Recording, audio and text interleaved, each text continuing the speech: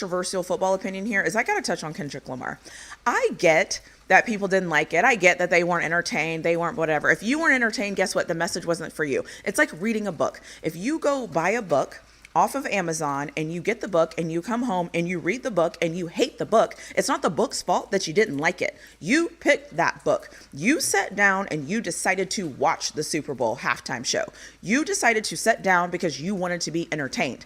You sat down and you weren't entertained. That is not Kendrick's fault. That is your fault for not being entertained. That is your fault for not liking it. It's not his fault. His job is not to satisfy everyone. His job is to get his message across to the people that want to hear his message. If you don't want to hear his message, then you don't want to hear his message. That's not his problem. So if you have a problem if you thought Kendrick Lamar's halftime show was boring, cool.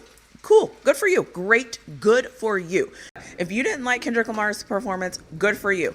Kudos to you. It's just like you not liking a book. It's just like you not liking a car. It's just like you not liking insert your team. It's just not you not liking that. It doesn't really matter because everything is not for you. I don't know why we live in a world where we think everything is for us. Everything isn't for us. The Kansas City Chiefs versus the Eagles might not have been for us either, but we watched it, right? You know what I'm saying? Like, everything isn't for you. So I don't understand why we always think everybody's supposed to perform for me. I'm supposed to like it. I don't like it. Who cares if you don't like it, okay? Who cares? You went and bought the book. You didn't like the book either, but you already spent your money. You didn't like Kendrick Lamar's Super Bowl thing, but you watched Kendrick Lamar's Super Bowl thing, and now you're talking about it. So what does that say about you?